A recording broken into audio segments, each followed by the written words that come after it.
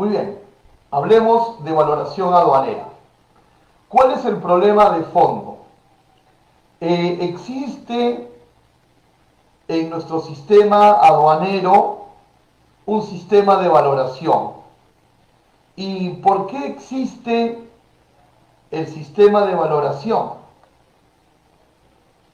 Existe porque hubo, hay y habrá en todos los sistemas aduaneros del mundo discrepancias entre los valores declarados por los importadores y los valores registrados por la administración aduanera.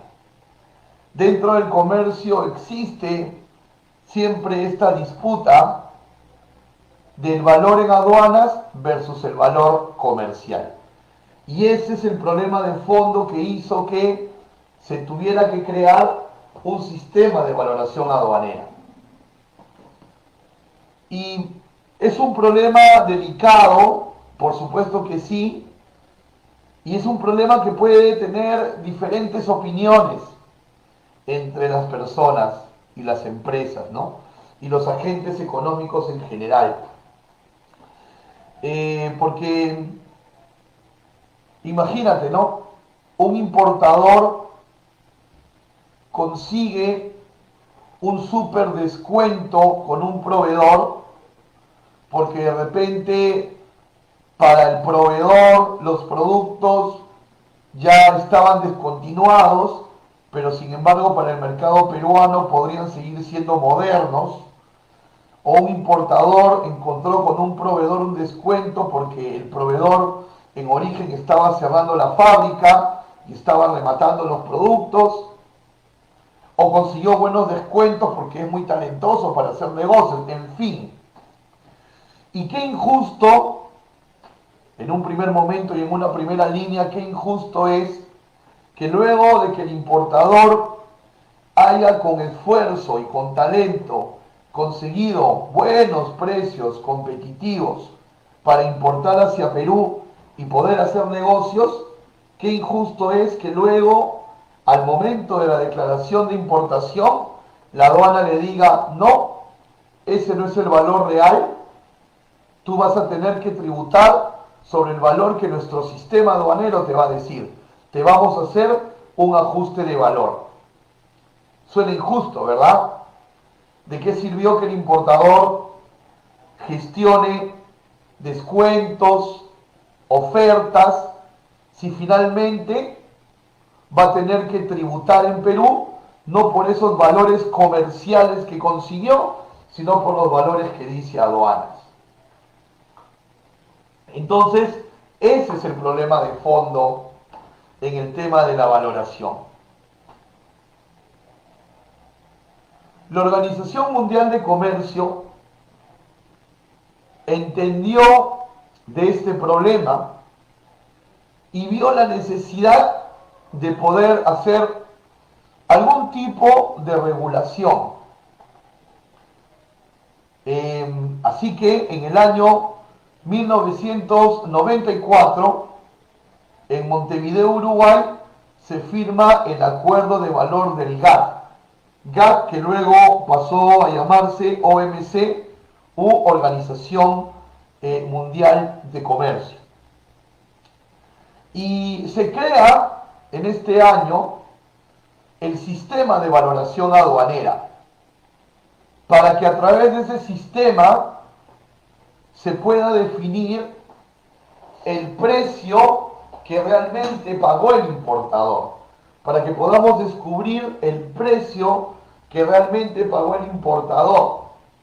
Y así los importadores que consiguen buenos precios en el exterior puedan tranquilamente hacer negocios y asegurar que lo que declaran es lo correcto y que van a terminar pagando sus tributos sobre los valores reales que negociaron.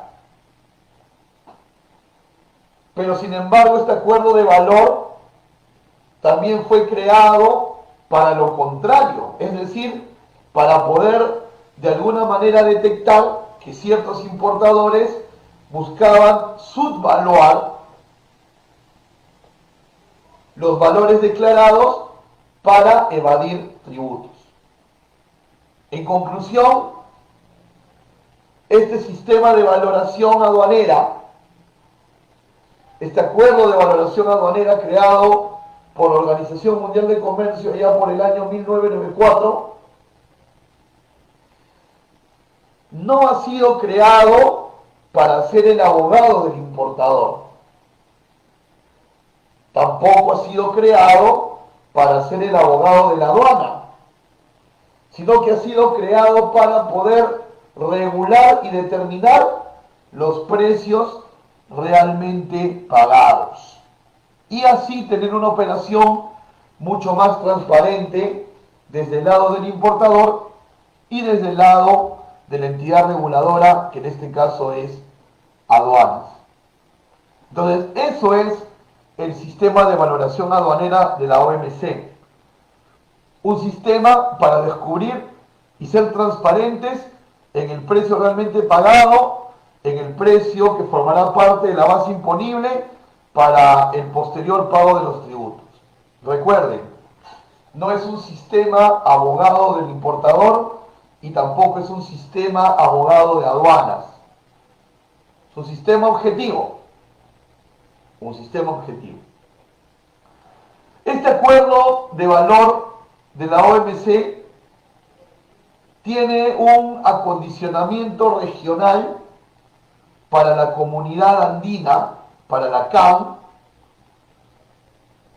para Perú, Ecuador, Bolivia y Colombia, que es la decisión 571, que obviamente es de alguna manera como el hijo del acuerdo de valor de la OMC.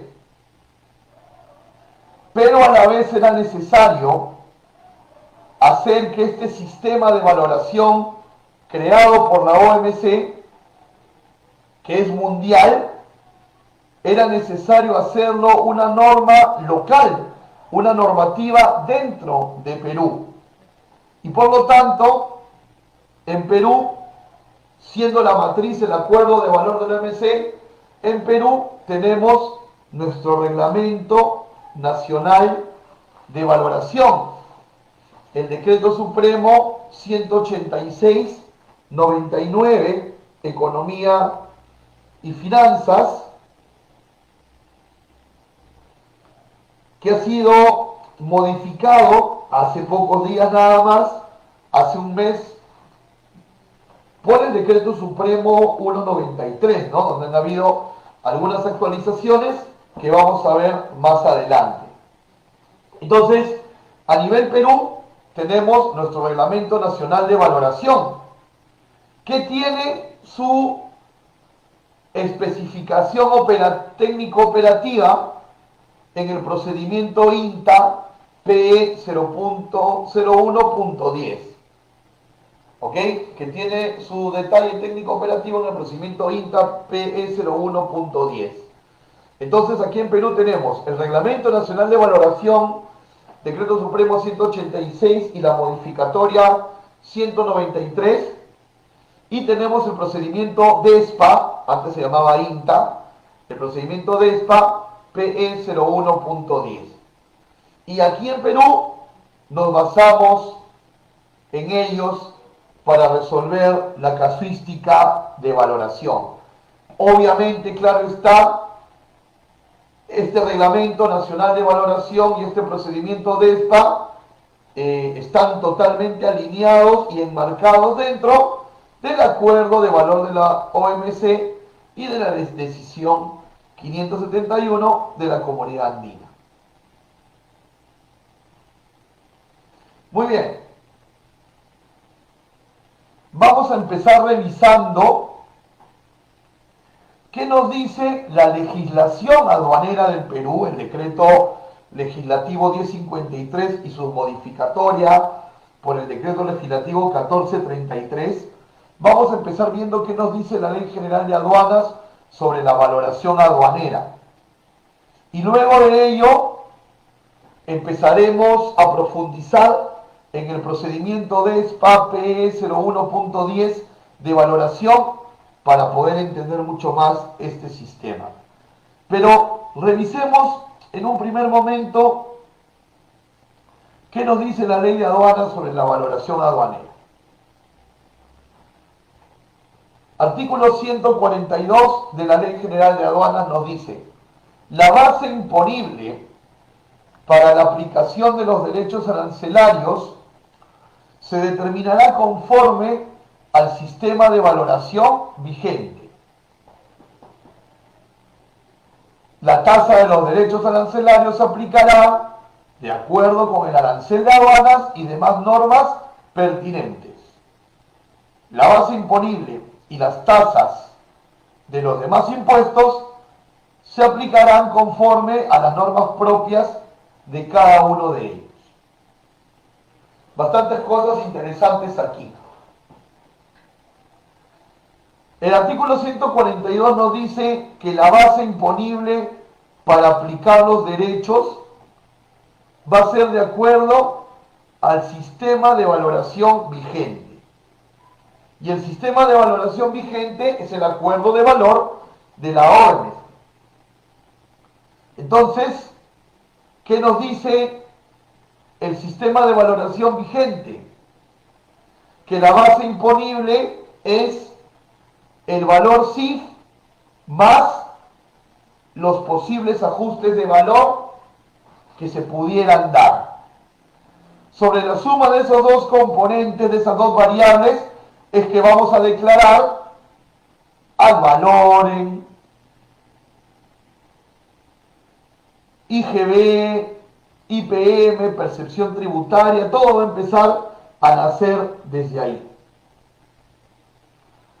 Entonces, la base imponible es el CIF más los ajustes de valor. Como ustedes pueden ver, aquí tenemos una imagen de la declaración aduanera de mercancías y en el casillero 6 se declara, ¿no?, el valor FOB, el flete y el seguro.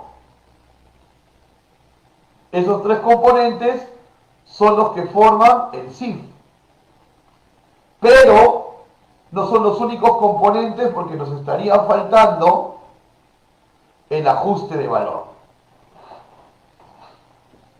Lo que sucede, y a veces nos confundimos porque decimos sí, los aranceles se declaran sobre el CIF, es incorrecto, es sobre el CIF más ajustes.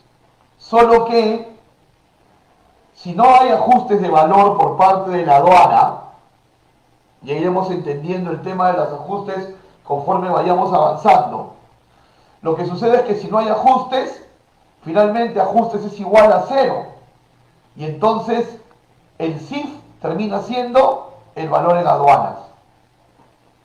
Podríamos decir entonces lo siguiente: la base imponible para el cálculo de los derechos arancelarios y los derechos tributarios es el CIF más ajustes. Y en el caso de que no existieran ajustes, sobre el valor CIF. Esa sería una buena manera de entenderlo. De otro lado, nosotros podríamos traducir el tema de los ajustes como importes a adicionar e importes a deducir. Es decir, cuando la aduana duda del valor que estamos declarando y nosotros vamos en defensa del valor declarado, nosotros como importadores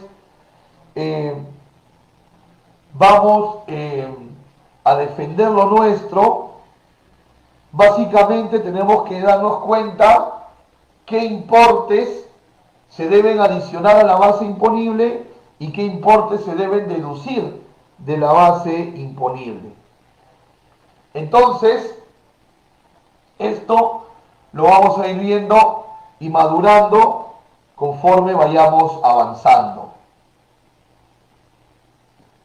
Entonces, de momento quedémonos con la idea que a la luz de la legislación, la base imponible es el CIF más ajustes. Sobre esa suma de estas dos variables vamos a tributar. Y cuando no hay ajustes, entonces se tributa sobre el valor CIF, ¿no? Y Básicamente el cuestionamiento de valoración aduanera se va a dar por el lado del valor FOB, no tanto por el flete y el seguro, porque normalmente son más transparentes ese tipo de importes. Muy bien. Hemos dicho que la base imponible tiene sus principales componentes en el FOB, el flete y el seguro. Entonces, vamos a hablar ahora, según el procedimiento DESPA P01.10, ¿verdad? Acorde al sistema de valoración de mercancías de la OMC, vamos a ver qué nos dice el procedimiento DESPA referente a qué importes se consideran como parte del flete y qué importes no se consideran como parte del flete. Esto para que nosotros vayamos alineando nuestros procesos a estar protegidos contra algún tipo de fiscalización de valor. Muy bien, vamos a ver qué nos dice este DESPA en su numeral 5 romano punto 3. Leamos. Forman parte del valor en aduana. Forman parte del valor en aduana. Cuando hablo de valor en aduana hablo del CIF más ajustes, ¿verdad? La base imponible. Cuando hablamos del valor en aduana estamos hablando de la base imponible. Forman parte del valor en aduana todos los gastos incurridos hasta el lugar de importación. Vamos a subrayar lugar de importación para poder entender a qué se refiere este término. Forman parte del valor en aduana todos los gastos incurridos hasta el lugar de importación, con excepción de los gastos de descarga y manipulación en el puerto o lugar de importación. Siempre que se puedan distinguir de los gastos totales de transporte. Siempre que se puedan distinguir de los gastos totales de transporte. ¿Ok? Muy bien. Entonces, cuando el sistema de valoración nos dice hasta el lugar de importación, nos está hablando de los gastos incurridos hasta llegar al terminal marítimo o al puerto marítimo, al aeropuerto o al terminal terrestre. ¿Correcto? Hasta llegar al puerto, aeropuerto o terminal terrestre. A eso se le va a considerar flete. No vamos a considerar para el valor en aduanas los gastos de descarga y todo lo que suceda más adelante luego de la descarga no se va a considerar. Podríamos verlo de otra óptica. El flete internacional, para el acuerdo de valor, el flete internacional son los gastos para trasladar la mercancía puerto, puerto, aeropuerto, aeropuerto. Así debemos concebirlo. Ningún costo antes de la salida del puerto de origen y ningún costo posterior al arribo al puerto de destino van a ser considerados flete internacional. Una vez más, ningún importe antes de la salida en puerto de origen, ningún importe luego de la llegada a puerto de destino serán considerados como flete internacional. Pero hay una condición importante. Dentro del documento de transporte se debe distinguir esos importes. Se deben distinguir. Entonces, si yo voy a cargar en un documento de transporte, según documento de transporte, yo voy a cargar gastos de manipuleo en origen y gastos de descarga en destino, deben estar diferenciados en concepto dentro del BL o dentro de la guía aérea, para que nosotros podamos en la DAP solo declarar lo que es flete puerto a puerto o aeropuerto a aeropuerto. El problema se va a dar si es que el documento de transporte tiene un solo concepto monetario y ahí está tanto el flete como gastos de carga y de descarga. Vamos a tener ahí que declarar todo, porque no se pueden distinguir. El procedimiento de ESPA es bastante claro, siempre y cuando se puedan distinguir. Entonces, la disciplina empieza por nosotros los importadores, de decirles a nuestro agente de carga, todos los gastos antes de la salida de puerto, si van a ir en el documento de transporte, distínguelos. Y si vas a cargar en el documento de transporte importes posterior al arribo de la nave, también distínguelos, para que nosotros podamos declarar solo el flete internacional. ¿Ok? Ese es el mensaje que nos da el numeral 3 del 5 romano de las normas generales.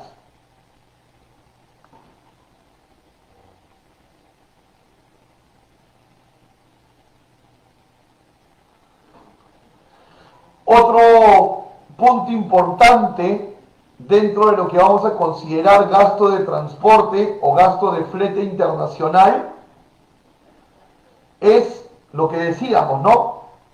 Que el flete internacional se le va a considerar puntualmente al servicio por mover la mercancía puerto a puerto o aeropuerto a aeropuerto. Y esto va a ser sin perjuicio, atención, sin perjuicio de quien reciba o efectúe el pago.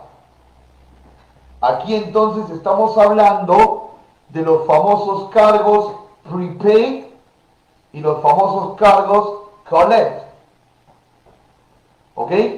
Sabemos que un flete prepaid es aquel flete que se canceló en origen. Y sabemos que un flete collect es aquel flete que se va a cancelar al arribo de la mercancía a destino. Sin embargo, no importa que el flete se pague en origen o en destino. Eso es indistinto. Acá lo importante es que debe quedar claro en el documento de transporte cuál es el flete internacional. Por ejemplo, aquí nosotros estamos viendo un flete por $549.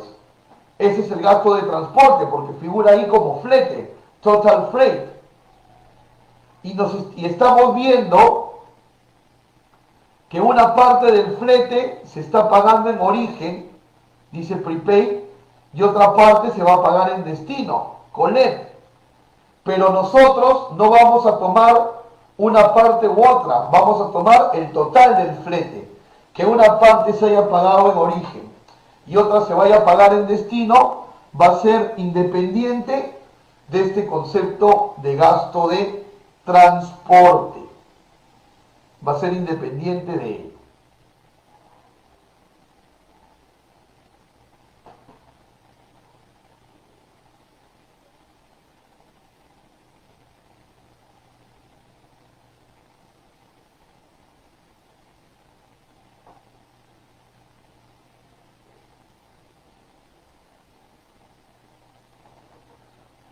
Ahora,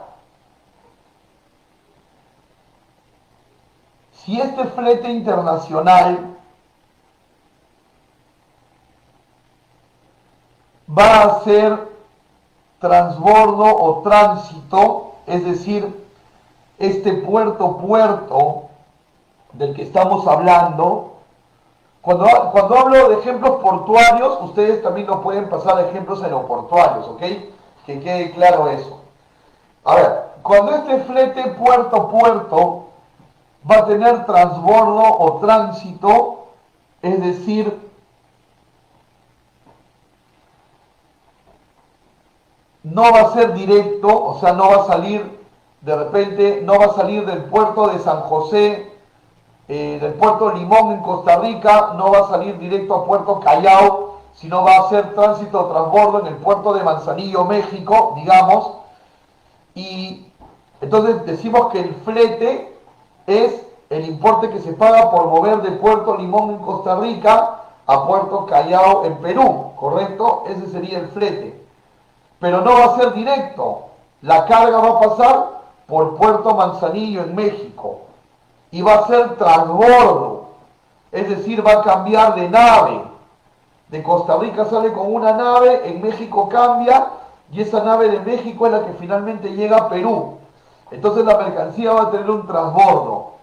Si el transbordo genera carga, estiva, desestiva y manipulaciones, esos costos van a formar parte del flete, porque no son costos que se están dando en origen y en destino, no, se están dando en medio del tránsito internacional y por lo tanto formarán parte del flete internacional también. Entonces, si bien es cierto, hemos dicho que flete es de puerto a puerto, si en el medio de ese puerto a puerto hay manipulaciones por tránsito o transbordo, estas manipulaciones se van a considerar como parte del flete internacional.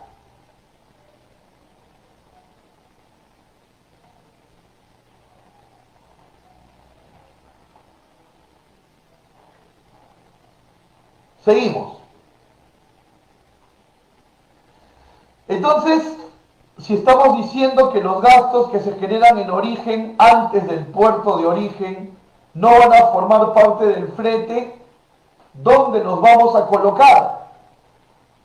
A continuación, el numeral 5 de las normas generales nos lo dice. Por ejemplo, si la operación genera un THC en origen,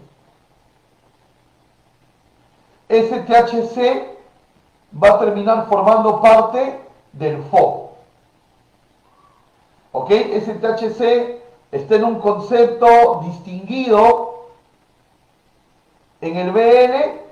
Ese concepto va a formar parte del FOB. Lo vamos a sacar del flete para ponerlo en el FOB. Y si se ha generado en la operación un inland freight o un pickup, que en esencia son lo mismo, un inland freight o un pickup son el tránsito interno, normalmente de las instalaciones del exportador hasta el puerto. Si se ha generado un inland freight o un pickup, esos importes también se van a sumar al FOB. Por lo tanto, si el exportador está vendiendo en Ex-Work, ¿no? Nuestro exportador en origen está vendiendo en Ex-Work, para declarar el FOB en Perú, a ese Ex-Work de la factura le vamos a sumar el THC en origen, el inland o el pickup. Y estos importes de THC, de inland, de pickup van a estar en el documento de transporte. Esos importes van a ir a formar parte del FOB. Para que el flete sea solo el que va puerto, puerto.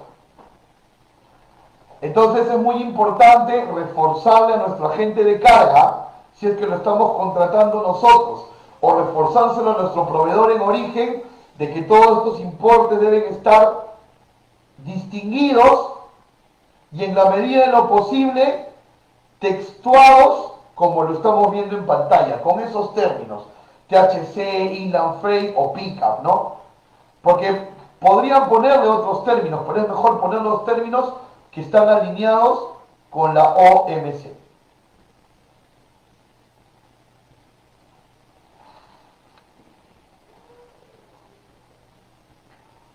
Ahora,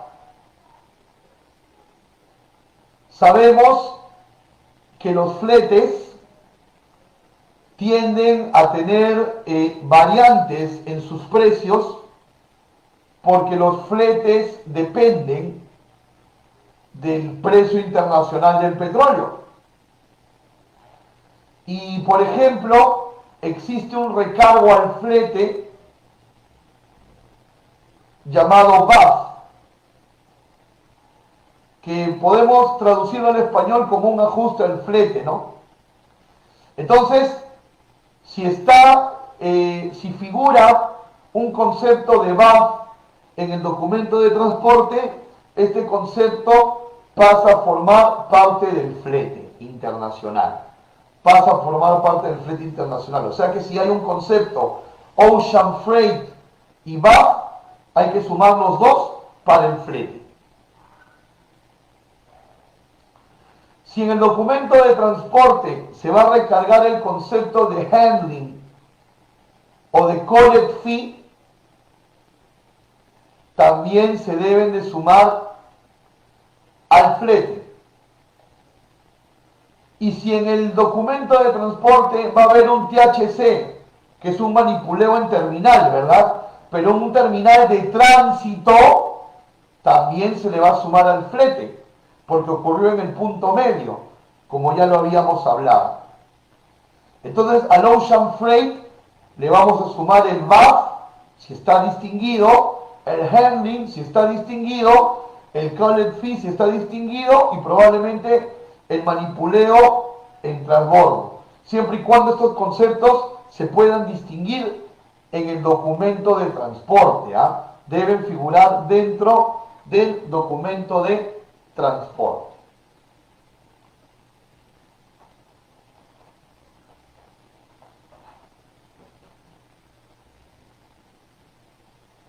Este punto 6 de las normas generales también es muy importante e interesante. Permítanme primero leerlo para poder dar la correcta interpretación. Cuando los gastos de transporte estén contenidos en la factura comercial y el importe pactado entre vendedor y comprador resulte diferente del que realmente haya pagado el vendedor a un tercero, se tomen en cuenta los gastos reales pagados por el servicio de transporte y los gastos conexos hasta el lugar de importación, de conformidad con el documento de transporte. Es decir, vamos a suponer que tu proveedor en origen te vende en CFR y en la factura tu proveedor te distingue el importe FOB y el importe flete. FOB 10.000, flete 1.000. Total CFR 11.000, ¿correcto? Te lo presenta así en la factura el proveedor. Pero resulta que en el documento de transporte el flete dice 900. Tenemos una disyuntiva, ¿verdad? El proveedor en origen en su factura pone flete 1.000. Y en el documento de transporte dice 900. ¿Cuál debemos declarar? Debemos declarar el del documento de transporte. Porque el comprobante de pago del flete es el documento de transporte, no la factura que emite el proveedor. Entonces, cuando hay una disyuntiva entre el flete internacional que figura en la factura del proveedor y en el documento de transporte, nosotros vamos a declarar lo que figure en el documento de transporte. Esto lo dice nuestro acuerdo de valoración. Ahora, ¿qué sucede, por ejemplo, cuando nosotros estamos importando más de un producto? ¿Verdad? Por ejemplo, cuando tu factura tiene un solo concepto, un solo producto, un solo ítem, tú declaras una sola serie en la DAM. Pero si tu factura tiene 4 ítems, vas a declarar 4 series. Si tu factura tiene 20 ítems, vas a declarar 20 series, y así por el estilo. Pero el flete internacional no viene desagregado por series en el documento de transporte, viene por el total del embarque. Y nosotros luego en la declaración aduanera de mercancías debemos de colocar el flete por cada serie. Entonces, ¿cómo hacemos para prorratear el flete total entre las diferentes series que debemos declarar en la DAT de importación? Con la siguiente fórmula que estamos viendo a continuación. Veamos un ejemplo. Yo tengo una importación de 3 ítems, uno con valor FOB de 3.000, otro con valor FOB de 8.100 y otro con valor FOB de 3.300. Tengo estos 3 conceptos en la factura, por lo tanto, aquí en mi DAT de importación yo tengo que hacer 3 series. Tengo que declarar 3 series. En el packing list tengo el peso bruto de cada una de mis ítems. Entonces puedo decir que tengo un FOB total de 14.400 dólares y un peso de 325 kilos y un flete total, porque así lo dice el documento, un flete internacional total por 520 dólares. Pero como yo tengo que declarar por cada serie, necesito un flete por cada serie. ¿Cómo hago para distribuir este flete entre estos 3 ítems? El acuerdo de valoración nos da la fórmula. ¿Y qué nos dice? Que tenemos que tomar el flete total y ponerlo como numerador. Tomar el peso total del embarque y ponerlo como denominador. Y hacer una división. Para estas cifras puntuales que he puesto aquí como ejemplo, vamos a decir 520 entre 325. Y nos sale el factor 1.6. Este factor de prorrateo. Este factor de prorrateo lo vamos a multiplicar por el peso de cada ítem y vamos a obtener nuestro flete por ítem. ¿Cómo sabemos que lo hemos hecho bien? Porque si sumamos los 3, nos deben de dar 520. Ese total que conocíamos desde un inicio.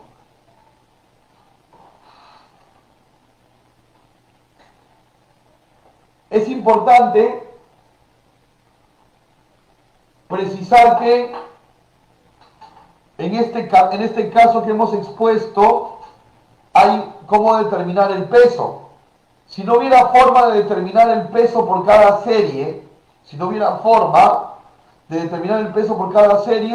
el prorrateo podría ser por el FOB. Es decir, en la fórmula reemplazaríamos peso bruto total, ¿verdad? El de aquí reemplazaríamos peso bruto total por valor FOB. En el caso no pudiéramos determinar pesos.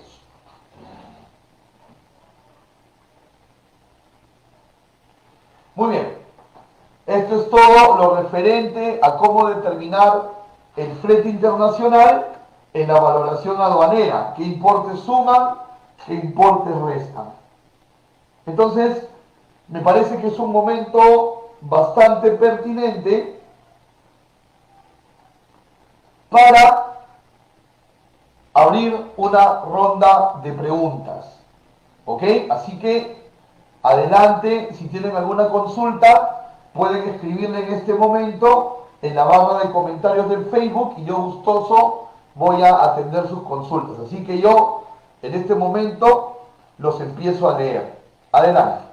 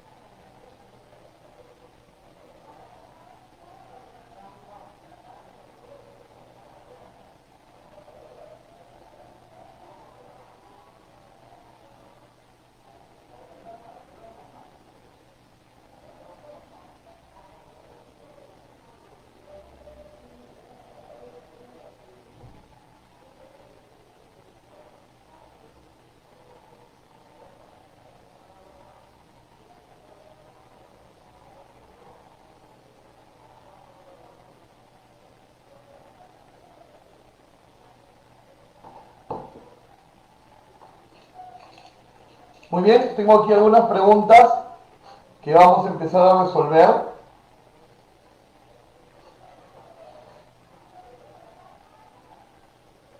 A ver, Mercedes, hola Mercedes, ¿cómo estás? Gracias por preguntar. Nos dice, cuando la diferencia del flete declarado en la factura con el BL es necesario la corrección del monto del flete en la factura. Sí, lo recomendable es que sí. Lo recomendable es que el proveedor te aplique una nota de crédito por esa factura en diferencial del flete o que te haga el cambio de factura. Sí, es recomendable para alguna fiscalización futura, ¿no?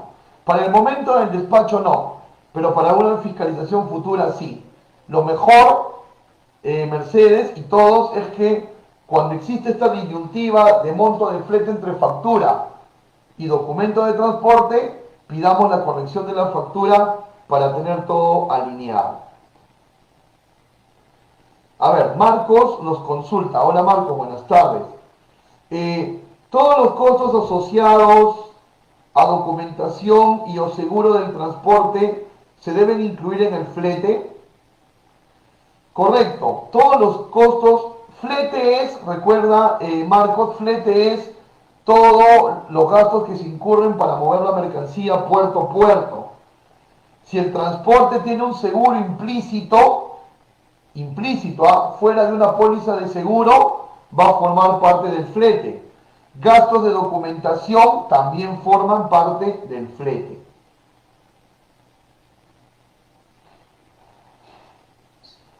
A ver, Giancarlo Valero nos consulta. Cuando el flete no está colocado en la factura y sí en el BL, ¿hay algún problema? No, porque por ejemplo, fíjate, muy interesante Giancarlo tu pregunta.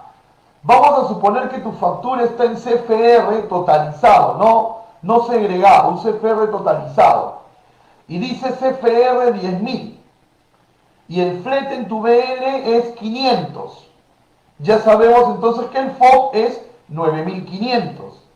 Así que no hay ningún problema en ese tema, se puede deducir. ¿Correcto? Se puede deducir. Y el recargo por carga IMO, o sea, por carga peligrosa, forma parte del flete, porque se está recargando el servicio del flete al ser un commodity especial, ¿no? La carga peligrosa necesita un tratamiento diferente, un embalaje reglamentario, según las 9 clases que existen. Así que el recargo IMO forma parte del flete, Giancarlo, por supuesto que sí.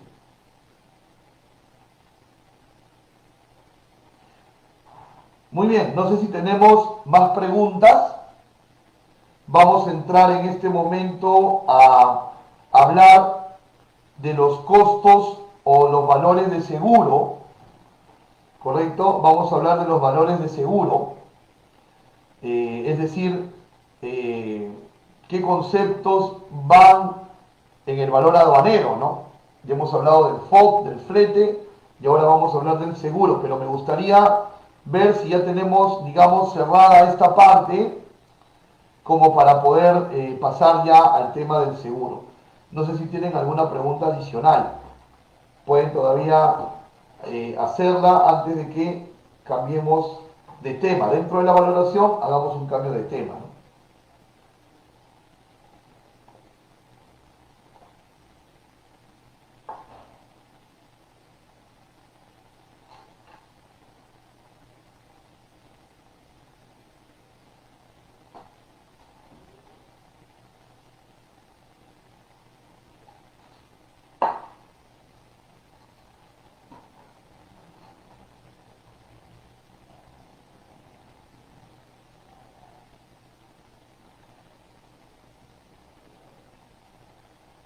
Buena pregunta, Marcos, gracias. A ver, vamos a leer tu pregunta. Dice, hay formatos de BL en el que a pesar de que se distinguen los gastos separados, Ocean Freight, THC, Calet, finalmente hay una casilla total del flete sumando todo el desglose.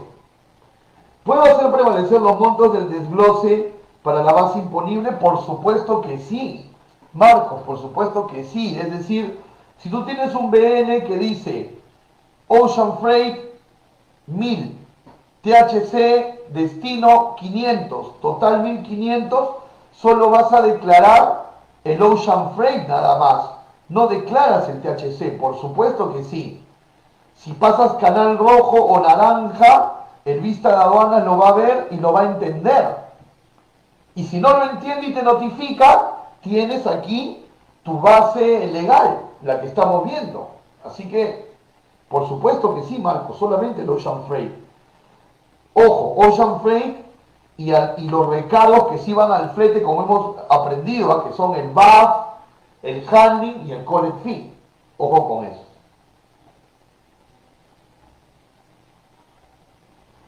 Y claro, de repente la persona que está haciendo tu liquidación aduanera, por desconocimiento, de repente, estoy suponiendo, ¿okay? No estoy afirmando nada, de repente está incluyendo para el flete esos montos, y normal, pues van a pasar, y normal van a pasar.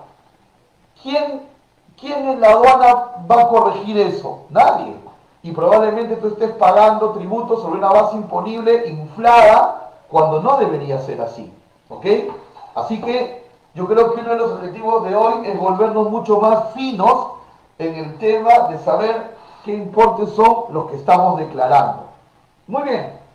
Muchas gracias por sus preguntas. De verdad que esto es lo mejor. O sea, cuando hay preguntas es lo mejor cuando me toque esta responsabilidad de conversar con ustedes de estos temas. Lo mejor siempre van a ser las preguntas. Muy bien, vamos a continuar entonces y hablemos ahora del seguro, ¿no? Que es el tercer componente del CIF. ¿Qué nos dice la valoración sobre lo que debemos de declarar como seguro? A ver, solamente el primer párrafo creo que ya es bastante claro. Nosotros vamos a declarar como seguro la prima que se paga, ¿correcto? Solo la prima de seguro. Solo la prima de seguro. ¿Por qué soy incisivo en esto? No sé si les ha pasado alguna vez, pero a veces las pólizas de seguro vienen con dos conceptos: prima y emisión de documento. Prima, $200. Emisión de documento, $15 más IGB. ¿Ok? Tú de la póliza de seguro solo vas a extraer el concepto prima.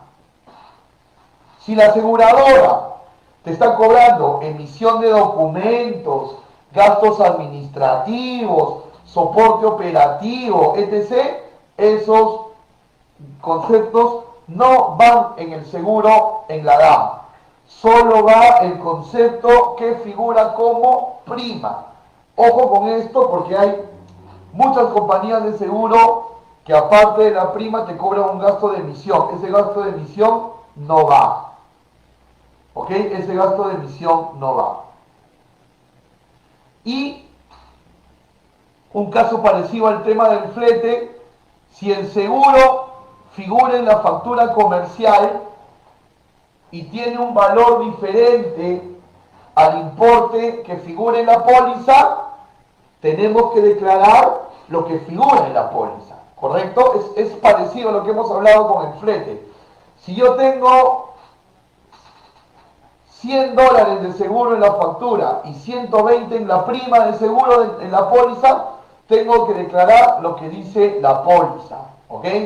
Entonces, si hay una disyuntiva entre el monto del seguro en la factura del proveedor y el monto del seguro en la póliza, se declara lo que figura en la póliza, ¿correcto? Se declara lo que figura en la póliza. Ahora, ¿qué sucede cuando el seguro que vamos a declarar, cuando el seguro que está coberturando la mercancía es una póliza de seguro flotante. ¿Qué sucede en ese caso? Cuando es una póliza de seguro flotante. Recordemos que una póliza de seguro flotante es aquella que está asegurando varias mercancías. De repente tu proveedor tiene ya todo un plan de embarques en el año y en lugar de asegurar embarque por embarque, al inicio del año asegura todos sus embarques presentes y futuros. Entonces, obviamente, la mercancía que te venda a ti el conseguro va a formar parte de esa póliza flotante. Entonces, en la póliza, tú no vas a encontrar la prima puntualmente de tu embarque. Vas a encontrar la prima de la póliza flotante que está abarcando muchos embarques. Entonces, debe haber un documento adicional de parte de origen donde respalde específicamente para tu embarque cuál es el importe. ¿Ok? Entonces, eso debes tenerlo en cuenta cuando estés utilizando un seguro que emana de una póliza flotante.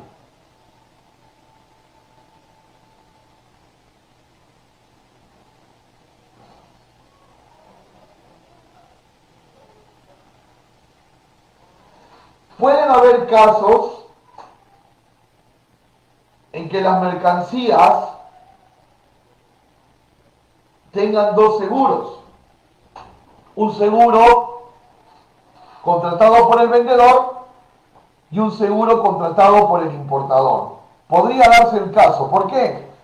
Puede darse porque de repente el seguro del exportador cubre cosas que el seguro del importador no y viceversa.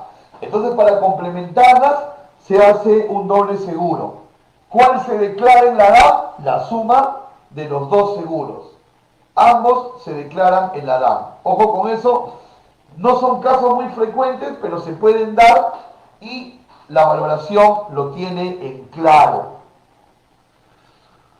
Ahora, ¿qué sucede cuando estamos importando más de un ítem y tenemos un seguro y tenemos que prorratearlo, ¿verdad? Hemos dicho hace un momento que cuando yo importo 4 ítems, tengo que declarar en la DAN de importación 4 series. Si declaro 8 ítems, 8 series y así. Entonces, la aplicación matemática es el mismo prorrateo que hicimos con el flete, pero esta vez el prorrateo se hace en base al valor FOB.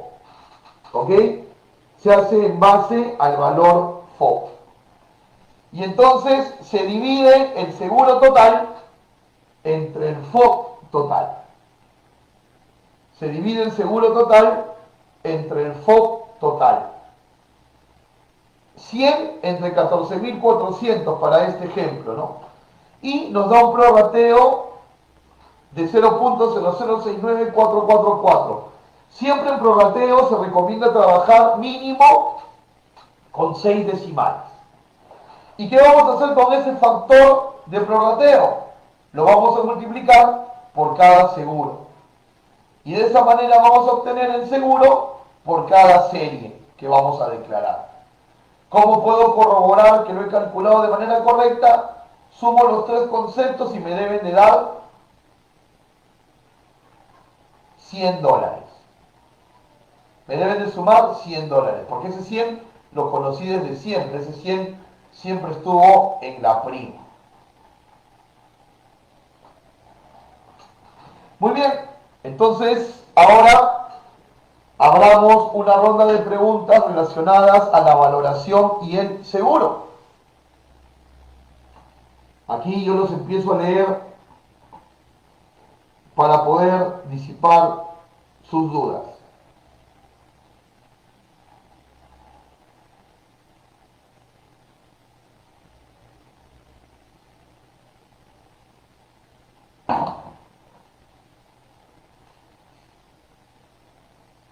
A ver, tenemos aquí una pregunta de Juan Bustos. Nos dice, a ver, Referente al valor, buenas tardes Juan, buenas tardes ante todo. Nos dice una pregunta referente al valor de la póliza. En una oportunidad, al existir la diferencia de valor de la póliza descrita en la factura y la póliza, se debe colocar el valor más alto. ¿Es correcto eso? Porque existen facturas que el valor de la prima es más alto. Gracias. No, no se coloca el valor más alto. Juan, permíteme retroceder para leer lo que ya habíamos visto, ¿no?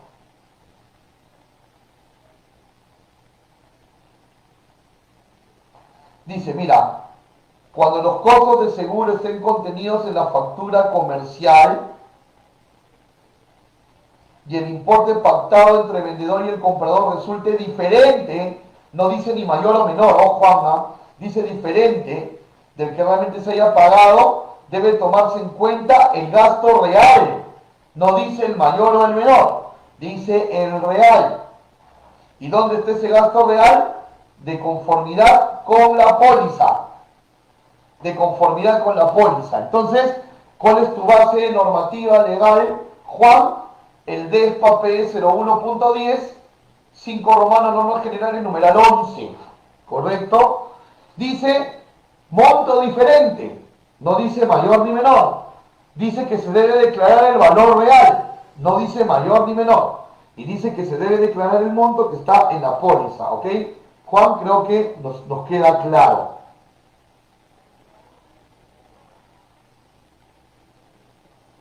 A ver, Marco nos dice, para elaborar cada aplicación de seguro, a ver, entiendo que estamos partiendo, Marcos, de un tema de póliza flotante, ¿verdad? Para elaborar cada aplicación de seguro en el cálculo de la prima, solo se considera el valor total de la factura según Incoter o hay que agregar los adicionales. A ver, las primas de una póliza flotante se van aplicando por la suma asegurada, y no necesariamente siempre se asegura solo el valor de la factura, se pueden asegurar otros conceptos también. Entonces, no se asegura sobre el valor de la factura necesariamente, Marco, sino sobre la suma asegurada.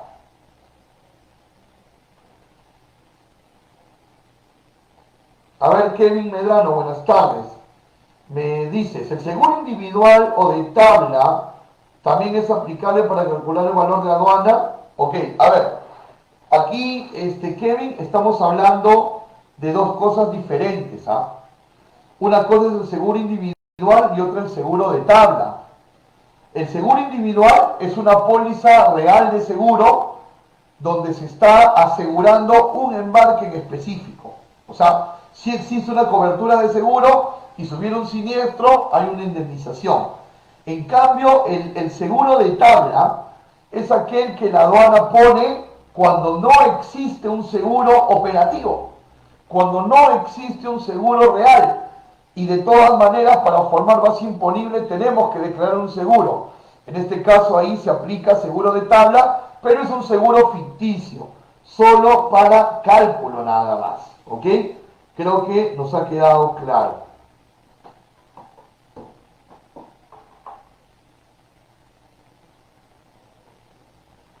¿Qué más preguntas tenemos?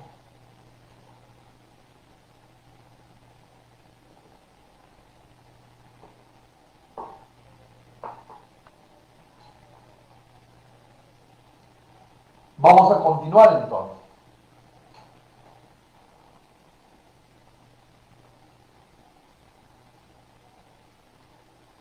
Ahora vamos a hablar de qué nos dice el acuerdo de valoración referente a las transferencias bancarias y los registros contables. Algo muy importante, ¿verdad?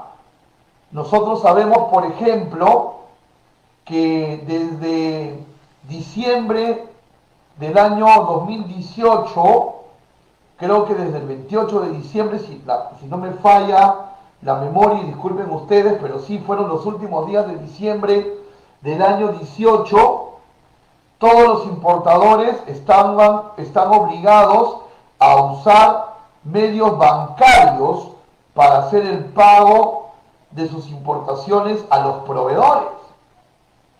Y a la vez tener que agregar en la declaración el número de operación bancaria con la que se ha pagado por la importación. Entonces, siempre debe haber una evidencia bancaria del abono, de la transferencia que el importador ha hecho al proveedor. Y sobre cómo deben ser estas transferencias nos habla el procedimiento. Ahora, antes de entrar de lleno a esa parte del procedimiento, algunas consideraciones previas. ¿Ok? A ver. Recuerden que los medios de pago para el comercio exterior siempre deben ser bancarizados. No deben ser mandados por JetPerú, por Western Union, no. Siempre deben ser bancarizados. A la vez, siempre debe existir una congruencia bancaria. Es decir, si yo le estoy comprando a la compañía Peking Company, el dinero que estoy transfiriendo debe ser a las cuentas de Peking Company. ¿Tendríamos inconvenientes? Por supuesto que sí. Si la empresa con la que estamos negociando es Peking Company y yo le transfiero el dinero a Shanghai Company. No debe ser así. El dinero debe salir de las cuentas del importador y acreditarse en las cuentas del proveedor en origen. A eso le llamamos congruencia bancaria. De otro lado, una recomendación. Cuando hacemos transferencias bancarias, no debemos cruzar pagos. ¿A qué me refiero con que no debemos cruzar pagos?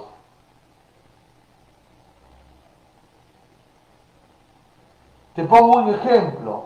Una vez, un cliente nuestro estaba importando tintas para impresora y entonces declaró un valor FOB de $5.000, le salió a Canal Rojo y la administración aduanera le pidió ajustar el valor a $7.000, o sea, ya no tributar sobre 5.000 sino sobre 7.000.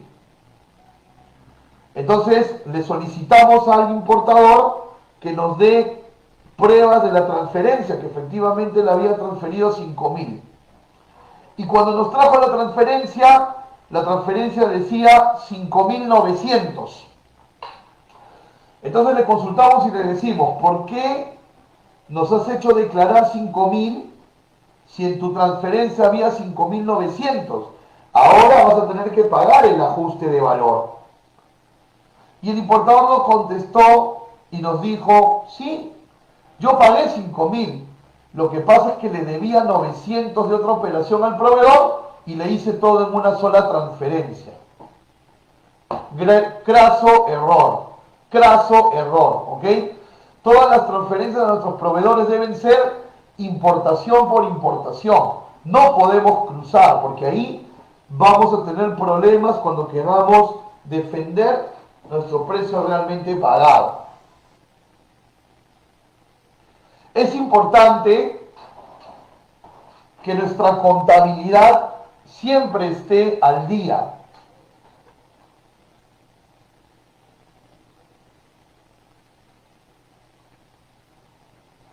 Nuestra contabilidad siempre tiene que estar al día. ¿Ok? Es importante porque es muy posible que la aduana en fiscalización nos pida inclusive los asientos contables, ¿no? En la Ley General de Aduana queda muy claro que la administración aduanera tiene la potestad de exigir documentación mayor a la que figura en el reglamento, ¿no? Porque, por ejemplo, en el reglamento te dice, para importar, dar documento de transporte y factura. Pero hay otro artículo de la ley que nos dice que se puede pedir documentos adicionales para fiscalizaciones. Entonces, hay que tener la contabilidad al día. Y otra consideración previa antes de profundizar en el acuerdo de valoración y las transferencias bancarias, otra consideración previa es que si nosotros vamos a hacer compras por comercio electrónico, supongamos, voy a comprar por AliExpress, que está tan en boga aquí, voy a comprar por AliExpress, no nos debemos olvidar de la congruencia bancaria. Me explico. Si yo voy a comprar por AliExpress, voy a usar una tarjeta de crédito o de débito. La tarjeta de crédito o débito debe estar a nombre del titular importador, sea persona natural con negocio o jurídica. ¿Por qué? Porque yo voy a tener que darle a mi agente de aduana, en este caso, el estado de cuenta donde se debitó ese importe de lo que compré por internet, para poder estar preparado ante alguna fiscalización de valor y para poder acreditar que he pagado por medios bancarios. Entonces, inclusive hasta cuando nosotros compramos por comercio electrónico, debemos de guardar todos los cuidados que acabamos de comentar. Muy bien, ahora sí, realizadas estas consideraciones previas, vamos a hablar de las transferencias bancarias. ¿Qué nos dice el procedimiento DESPA? Nos dice que, en el numeral 31 de las normas generales, que cuando nosotros vamos a presentar la transferencia bancaria como sustento del valor que hemos pagado, cuando yo voy a presentar la transferencia bancaria como sustento del valor que hemos pagado, esta transferencia bancaria o esta solicitud de transferencia debe tener la siguiente información, ¿ok? Ojo, cuando vamos a presentar la solicitud de transferencia, porque cuando yo hago transferencia internacional, lleno una solicitud previa. Y entonces, si yo quiero demostrar a la aduana que eso pagué, voy a llevar esa solicitud que hice con el banco. Esta solicitud, ¿qué concepto debe tener? El motivo por el cual estoy pagando, por la importación tal, de la factura tal, la forma de pago, es decir, si estamos adelantando el total o una parte va al crédito, tiene que estar bien identificado el importador, bien identificado la razón social del proveedor y asimismo la persona que está haciendo el trámite de la transferencia, ¿ok? Tu solicitud de transferencia tiene que tener distinguido todos estos conceptos, ojo con eso, ¿ah? Cuando vayas al banco a hacer tu solicitud de transferencia para pagarle a un proveedor, recuerda esto, o sea, aquí se trata de que nuestros procedimientos de importación se hagan también pensando en un posible problema de valoración. Entonces, desde ahora, cuando tú vayas al banco y hagas una solicitud de transferencia, recuerda que todos estos puntos que acabamos de dar check deben de estar totalmente distinguidos, ¿ok? Totalmente distinguidos.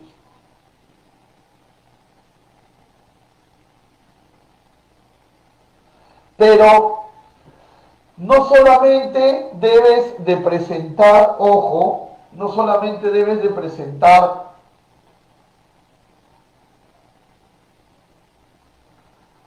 la solicitud de transferencia, sino también debes de adjuntar la nota de débito, es decir, el estado de cuenta de la empresa donde figura que se descontó de tus cuentas ese monto que solicitaste transferir. O sea, no basta con que presentes una solicitud en donde le pediste al banco transferirle $10.000 al proveedor. No basta con eso, también tengo que presentar la prueba de que se me descontó esos $10.000 de mi cuenta. Entonces, acompañamos la solicitud de la prueba que efectivamente se debitó de las cuentas ese monto. Aprovecho para hacerles recordar en este momento que, según el decreto legislativo 1388, cuando hagamos importaciones con valor FOB superior a $2.000 o 7.000 soles, siempre debemos hacerlo por medios bancarios. Caso contrario, no podremos obtener el levante de la mercancía. O para obtenerla, tendríamos que pagar una multa. Así que, por favor, siempre a bancarizar. Entonces, solicitud de transferencia más la prueba que descontaron de mis cuentas ese monto. ¿Ok? Ese monto. Ahora, en el numeral 31 nos dice que si la SUNAT, por ejemplo, no da fe a tu solicitud de transferencia y a tu nota de débito, la SUNAT puede ir directamente al banco y decirle: oye, banco, todos estos documentos son reales, esta operación bancaria finalmente sucedió. O sea, SUNAT puede llegar a ese nivel de cruzar la información directamente con el banco. ¿Ok? Con el banco. Además de ello, aun cuando tu transferencia cumpla con todos los requisitos, o sea, tu solicitud tenga todos los puntos que hemos dicho, lo acompañes del importe debitado de tus cuentas, o sea, todo eso lo tengas ordenado, aún lo tengas así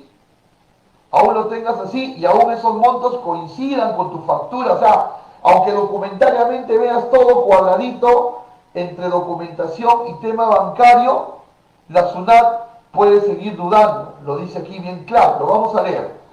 Aún cuando la transferencia bancaria cumpla con los requisitos de información y el importe transferido coincida con el valor total consignado en la factura comercial, no debe ser considerado como un elemento único para demostrar el precio, porque SUNAT va a buscar hacer una evaluación integral. ¿Y a qué le llamamos una evaluación integral? De repente cruzar información con origen, cruzar información con tus libros contables, etc. Entonces, no es para causar desilusión, solo para saber el tipo de cancha en el que vamos a jugar el partido. Aún tú tengas ordenado bancariamente todo, SUNAT podría prevalecer en su duda. ¿Ok?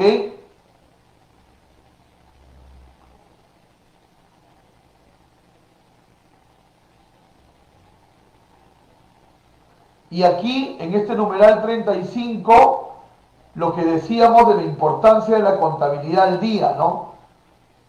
Si SUNAT considera que tu contabilidad está incompleta, vamos a tener problemas con el tema de valoración, porque imagínate que SUNAT diga: ok, solamente me falta que me presentes tus asientos contables. Todo tu tema bancario está ordenadito, todo muy bien. Necesito los asientos contables y tu contabilidad no está al día. No vas a poder defender tu valor. Así que es muy importante que llevemos la contabilidad al día, cosa que en la actualidad es mucho más sencillo. Así que es muy importante que tú, empresario importador, te sientes a conversar con tu contador o con el estudio contable con el que tercerices para darle forma a esto. Muy bien.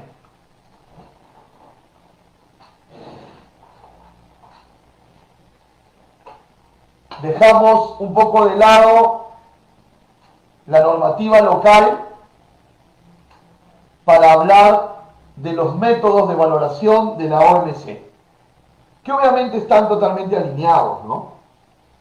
Pero antes de ello, vamos a seguir respondiendo algunas preguntas.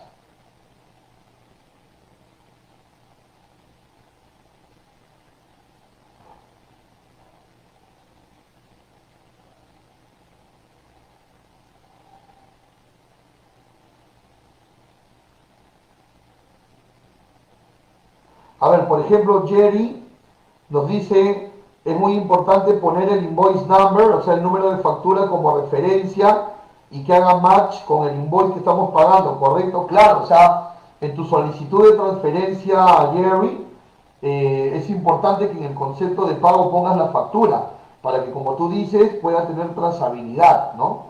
Pueda tener trazabilidad con todo lo demás, ¿correcto? Muy buen comentario, muy buen aporte. A ver, Alfieri nos dice, algunas veces existe acuerdos entre empresas y brindan créditos. En estos casos, ante un posible ajuste, ¿qué documentación podemos brindar para respetar el valor? Claro, siempre hay créditos, por eso es que usamos el término pagado o por pagar, ¿no? Porque no siempre cuando la mercancía llega y la nacionalizo, no necesariamente ya la pagué al proveedor, yo puedo haber nacionalizado el bien y aún tener deuda con el proveedor, eso ya obedece a un tema de negociación más allá del tema aduanero.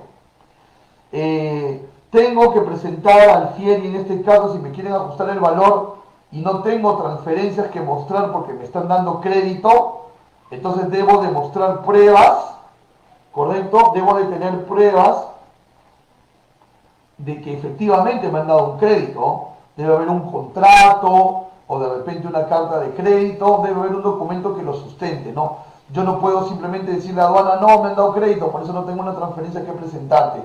Debe haber algún contrato o un documento comercial que formalice ese crédito, ¿ok? Que lo formalice.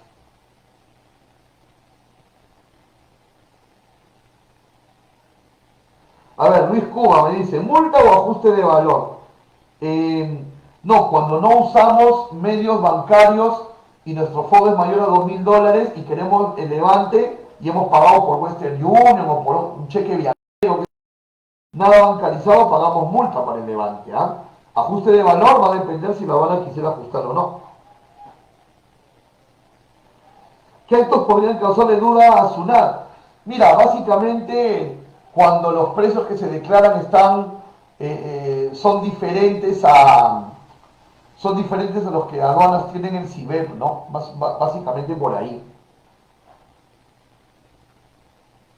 A ver, Marco nos dice, en el caso de las transferencias,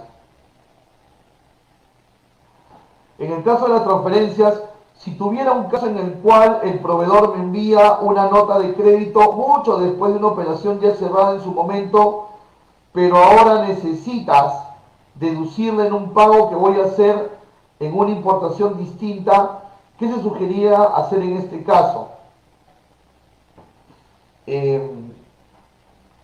¿Ok?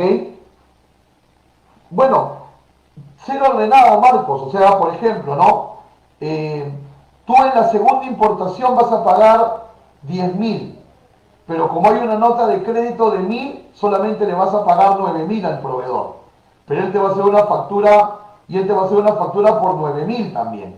Si la aduana quisiera fiscalizarte, tienes que poder documentar toda la historia para demostrar que esa nota de crédito la estás aplicando en una nueva operación, ¿correcto? Eso es lo que tienes que hacer. A ver, Kevin dice, ¿es cierto que cualquier tipo de tasa de interés bancario o comercial no afecta a la suma del valor de aduanas? A la suma del valor no, Kevin, pero a los intereses sobre los tributos sí. Porque cuando yo pago los tributos más allá de la fecha exigible, lo pago con intereses. Y los intereses se calculan a través de la tasa activa en moneda extranjera. O cuando voy a garantizar una admisión temporal, voy a hacerlo con, digamos, admisión temporal por 8 meses, garantizo derechos los 8 meses y esos 8 meses de intereses se calculan sobre la tasa activa en moneda extranjera. Entonces, La tasa de interés bancaria no afecta el valor en aduanas, pero sí el pago de los tributos, sí. Eso definitivamente sí lo afecta. Muy bien, continuamos entonces. La OMC tiene 6 métodos de valoración para poder llegar al precio real que se ha pagado, ¿no? Recuerden que hemos dicho al inicio de nuestra reunión que el sistema de valoración no está hecho para darle la razón al importador ni a la aduana, sino para ser objetivo. Vamos a hablar ahora del método de valor de transacción de mercancía importada, que es el método 1. Más del 90% de los casos en el mundo se terminan resolviendo con este método. Así que vamos a hablar del primer método de valor de transacción de la mercancía importada, también conocido operativamente como la determinación del precio pagado o por pagar. Entonces, hacia ahí vamos. A ver, según la OMC, y obviamente esto lo tienes que saber para defenderte, porque aduanas no puede actuar en discordancia con la OMC, sino en concordancia, nos dice lo siguiente la OMC, atención, para que nosotros podamos defender nuestro valor bajo el primer método de transacción de la mercancía, también conocido como la determinación del precio pagado por pagar, deben existir los siguientes requisitos. Atención, la mercancía debe venderse para su exportación al país de importación. Es decir, requisito número 1 para defender mi valor a través de este método es que debe existir un exportador en origen y un importador en destino. Y debe haber una compra-venta. ¿Ok? Primer requisito. Debe existir un vendedor en origen y un comprador en destino, y ambos vinculados por una transacción de compra-venta. Por lo tanto, si yo estoy importando un obsequio, no puedo aplicar este método. Por lo tanto, si yo estoy importando a consignación, o sea, todavía no sé cuánto le voy a pagar al proveedor, tampoco puedo aplicar este método. Este método está hecho para la compra-venta internacional, donde podemos detectar un vendedor y un comprador. Requisito number 1, requisito 1. 2, atención, 2. El precio no debe depender de condiciones ni de restricciones. ¿Ok? El precio que se está pactando en la negociación no debe tener ni restricciones ni condiciones. Vamos a ver ejemplos. A ver, ¿cómo sería un precio de importación? ¿Cómo sería un precio de importación con restricciones o condiciones? De la siguiente manera, fíjate. Resulta que hay una empresa colombiana llamada Total Clean. ¿Ok? La empresa colombiana Total Clean. Y esta empresa colombiana le vende a una empresa importadora peruana kits de limpieza, como los que vemos en pantalla. Le vende kits de limpieza. Y se los vende con un descuento del 35%. Es un buen descuento. Pero Total Clean le dice a la empresa importadora peruana: yo te aplico el 35% de descuento, pero tú en Perú solamente vas a venderle estos kits de limpieza a los centros educativos. A nadie más.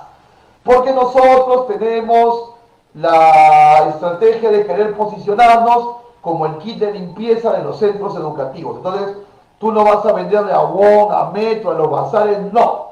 Solo a los centros educativos. La empresa importadora peruana hace su análisis costo-beneficio y dice, ok, me conviene, vamos adelante con el negocio y hacen un contrato. Entonces, cuando se hace la importación de los kits de limpieza, se está declarando un valor obviamente menor al promedio de mercado, porque se ha conseguido este descuento. Aduanas notifica y dice, según nuestro sistema verificador de precios, el precio que usted ha declarado no es el real, por lo tanto, ajustes el valor. Y obviamente el importador va a saltar, ¿no? Y va a decir, no, yo no voy a ajustarme el valor, porque yo he pagado efectivamente menos del precio promedio de mercado porque me han hecho un descuento. Aquí está la prueba. Y muestra su contrato. Y el contrato dice bien claro, 35% de descuento, siempre y cuando, condición, siempre y cuando se venda solo a los centros educativos. El importador se compromete, dice la cláusula, a venderlo solo a centros educativos. Entonces, la aduana te va a decir con mayor razón, usted no puede tributar sobre este valor, porque su valor está condicionado. Y según la OMC, los precios no pueden estar condicionados. Al importador no le va a quedar otra remedio que pagar el ajuste. Así que no podemos obtener descuentos a través de este tipo de condiciones. Otro tipo de condición, la reversión.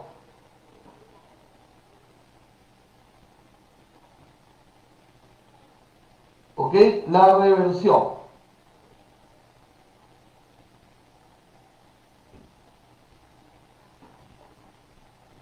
¿Cómo funciona el tema de la reversión? Por ejemplo, tú eres una empresa peruana que siempre le has estado comprando placas de metal a una compañía norteamericana, la compañía Metal USA.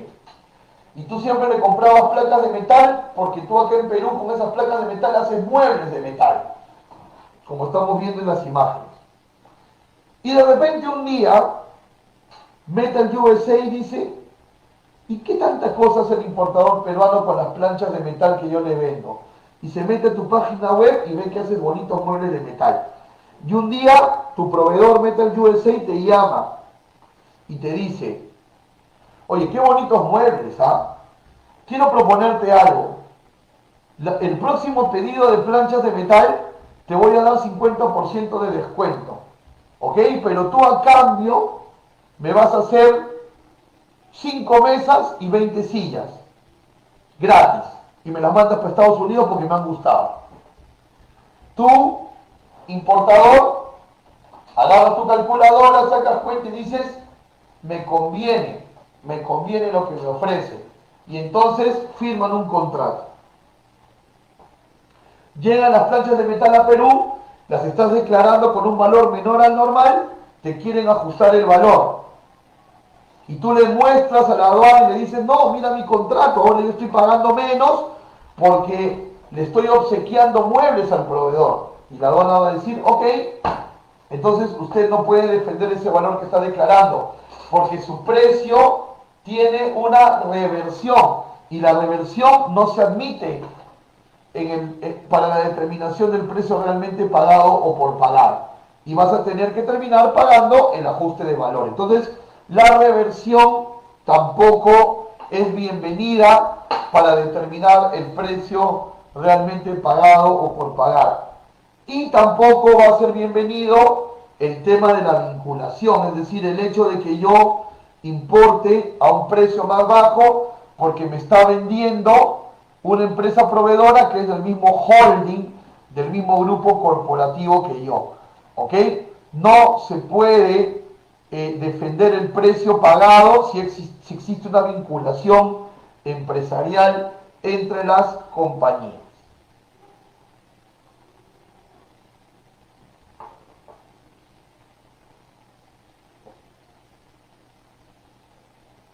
Entonces ya sabemos, no pueden haber este tipo de restricciones ni de reversiones ni vinculación. Ahora, a esta altura tú tranquilamente te deberías estar preguntando, entonces yo no puedo recibir ningún descuento.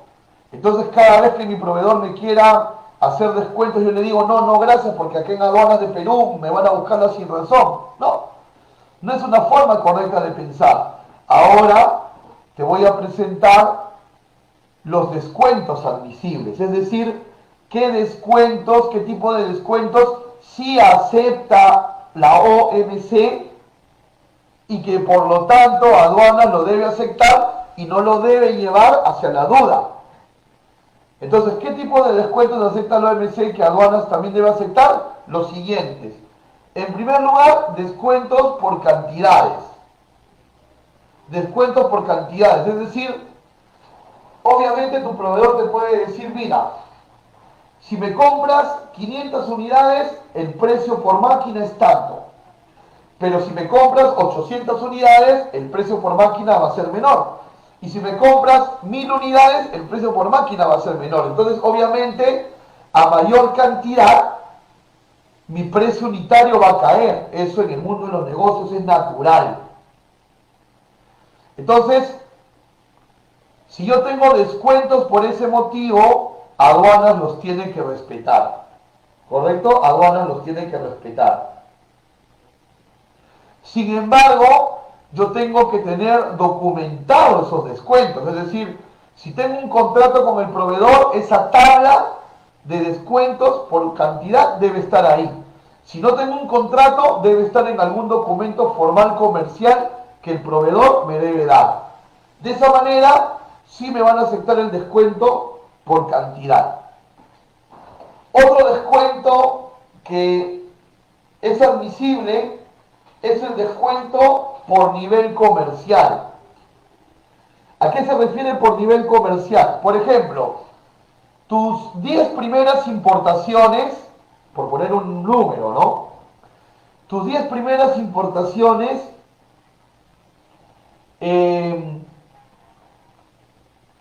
las hiciste a través de tu proveedor que era distribuidor. O sea, al que tú le comprabas en origen no era el que producía, tú le estabas comprando un distribuidor. Pero luego de 10 importaciones logras llegar al fabricante. Logras llegar al fabricante. Entonces, un precio de fabricante va a ser un precio más accesible que un precio de distribuidor. Va a ser un precio más bajo. Entonces, si aduanas te dice, oye, ahora estás declarando menos, tú le demuestras. Claro, antes le compraba un distribuidor, ahora le compra un fabricante. Entonces, por nivel comercial, se acepta.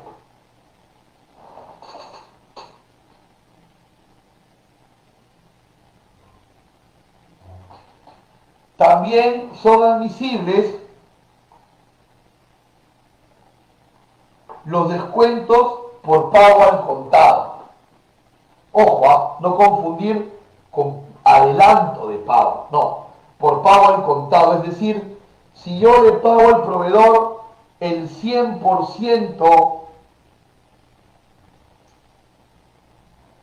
antes de que me embarque la mercancía, si yo le pago el 100% antes de que me embarque la mercancía, el proveedor me puede hacer un descuento. Entonces en la factura el proveedor me pone total $10.000, descuento por pago al contado 10%, ¿verdad? Total $9.000. Aduanas me tiene que respetar ese descuento. Claro está que yo con mis transferencias bancarias debo demostrar que pagué antes del embarque. Por las fechas es fácil hacer ese cruce. Y también me van a aceptar los descuentos por garantía. ¿Ok? Me van a aceptar también los descuentos por garantía. Es decir,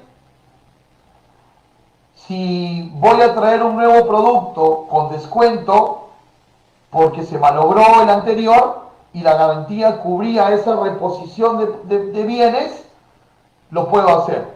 Pero obviamente tengo que documentar que es así. O sea, debo tener un documento de garantía que diga que se me va a aplicar tal porcentaje de descuento. Entonces, estos descuentos sí son permitidos. Estos descuentos sí son permitidos. Todos tienen un común denominador. Tienen que estar documentados. No sobreentendidos, sino documentados y se aceptan.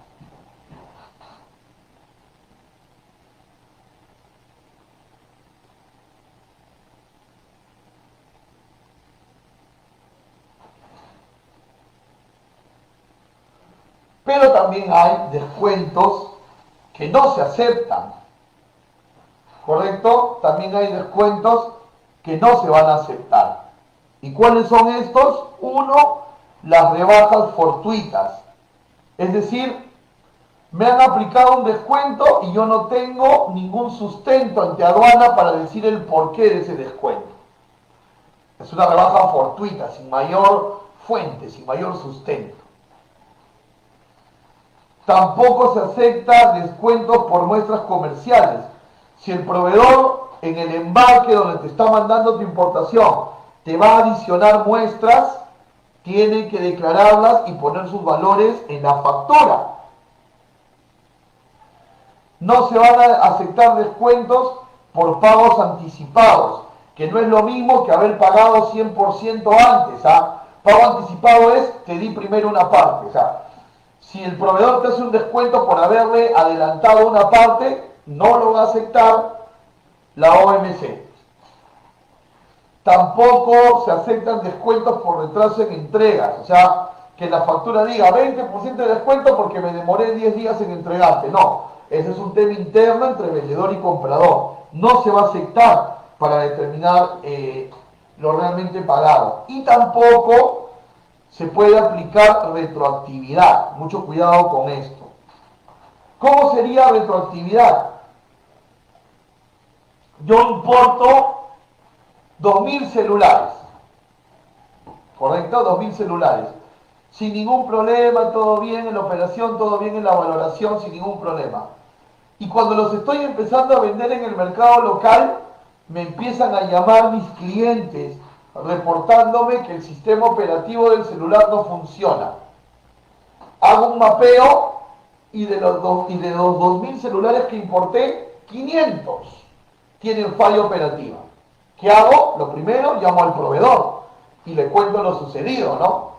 Y de repente el proveedor me dice, ok, mándalos al servicio técnico en Perú, dime cuánto te salió esa reparación y te aplico ese descuento en el siguiente embarque. Entonces, me salió $1.000 reparar los 500 celulares. Entonces, la siguiente vez que el proveedor me mande el producto, me descontará $1.000. Ese descuento no se acepta. Tienen que mirar otra forma de arreglar ese impasse. Pero aduanas no lo va a aceptar, porque la OMC no lo acepta. No se aplica la retroactividad.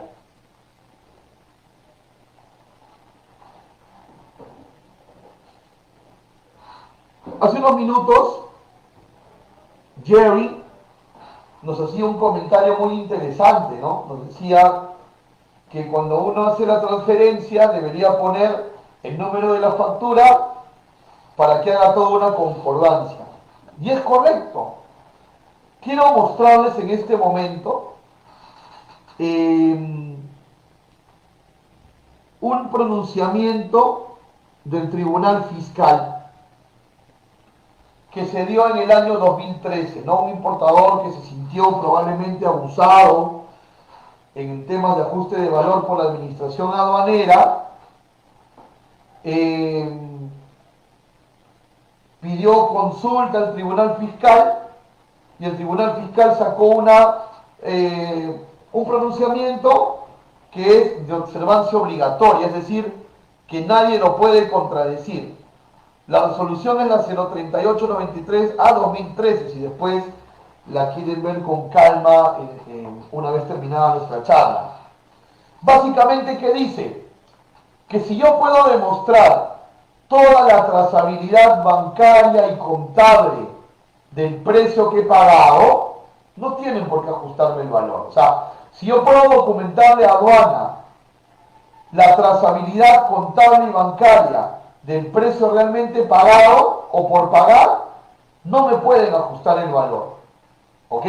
Y yo puedo obtener ese mecanismo de defensa, tomando como jurisprudencia esta observancia obligatoria del Tribunal Fiscal. ¿Correcto? Y aduanas no puede hacerse el ciego ante ello. ¿Y qué significa tener toda la trazabilidad? Significa que si yo he pagado $10.000, pueda demostrar desde la proforma del proveedor hasta mis registros contables que yo pagué $10.000. Porque lo decía la proforma, porque lo decía la orden de compra, porque lo decía la factura y el contrato, porque así están mis transferencias y así están mis asientos. Te estoy demostrando, aduana, contable y bancariamente que pagué 10.000. No me puedes ajustar el valor. Ya el Tribunal Fiscal se ha pronunciado al respecto.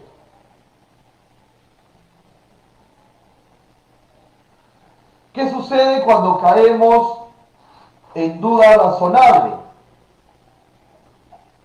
La duda razonable es cuando aduana duda, disculpen la redundancia, duda de que el valor que tú hayas declarado sea el correcto.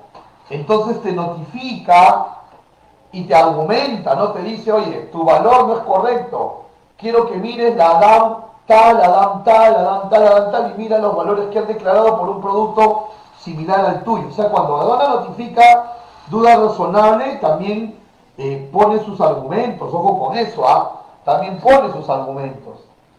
Entonces, ¿qué sucede ahí? Cuando hay duda razonable, tú tienes 5 días hábiles después de la notificación de la duda para poder responder a la notificación con todos tus argumentos de defensa, ¿no? Todos los argumentos que espero haya yo podido explicar el día de hoy. Y tengo un segundo plazo, una prórroga de 5 días más. O sea, en total tengo 10 días para poder defender mi valor. Ahora, ¿qué pasa mientras yo hago mis argumentos de defensa? ¿Qué pasa con la mercancía? ¿Sigue generando almacenaje? No. La OMC nos dice bien claro que mientras el importador argumenta que lo que ha declarado es lo que ha pagado, puede obtener el levante de la mercancía. Pero previamente a obtenerla, debe dejar una garantía en efectivo a satisfacción de aduanas. Entonces, para yo poder defender mi valor y mientras lo defiendo, obtener el levante de la mercancía, debo dejar una garantía en efectivo, una garantía en efectivo y en moneda extranjera en dólares. Si aduanas termina resolviendo a mi favor, me devuelven la garantía. Si no lo hace a mi favor, ejecuta la garantía. Aduana tiene 3 meses para resolver el caso y 1 año para casos de mayor complejidad.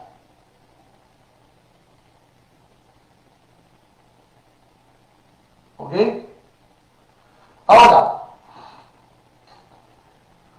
ha habido una actualización al Decreto Supremo 186, actualizado por el Decreto Supremo 193-2020, ¿correcto? Donde hay varios puntos interesantes por comentar. Por ejemplo, se ha incorporado el artículo 11A.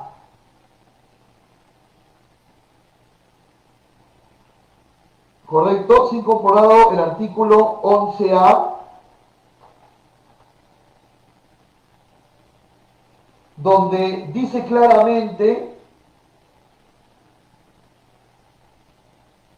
que yo puedo presentar mis documentos comerciales, financieros y contables para defender mi valor, inclusive por medios electrónicos o digitales. ¿Ok? Y me los tienen que aceptar. No necesito presentarlos en original para poder argumentar. Entonces, no puede existir el impedimento por eso, ¿no? Revaloramos el artículo 5 en esta actualización porque nos da todos los detalles que debe tener la factura. Yo los invito a que lean el artículo 5 del Decreto Supremo 193 y ahí te dice claramente todos los datos que una factura de tu proveedor debe contener. Es muy importante para no dejar ninguna ventana abierta al tema de valoración, digamos, en contra del importador. ¿Ok? Y además de ello, en este decreto supremo nos dice que, por ejemplo, si hemos comprado al crédito y tenemos una notificación de duda razonable, tenemos 5 días hábiles como máximo, luego de haber pagado eso que nos dieron al crédito para poder presentar nuestro abono. O sea, si yo declaro que pagué, que ha sido una compra al crédito y tengo duda razonable, yo luego de haber ya pagado ese crédito, debo de, en un máximo de 5 días, presentarle esa transferencia a la administración aduanera. ¿Ok? Ojo con esto que también es importante. Muy bien, les agradezco mucho que hayamos estado juntos hoy. Espero que esta charla se haya dejado entender, que haya sido de su provecho, que salgan más empoderados de esta reunión y sientan que su conocimiento y su panorama del comercio exterior ha crecido. Creo que ese es el mejor objetivo y el que espero de todo corazón se haya podido concretar hoy.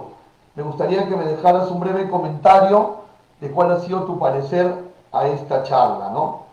Y nos vamos con la pregunta final de Kevin, que nos dice: si la aduana no respetara el método por efecto me aplica ajuste de valor, ¿puedo decir a la agente de aduana que gire una orden de depósito quedando como garantía de satisfacción de la SUNAT de los derechos diferenciales y así poder obtener el levante y comercializar mi mercancía?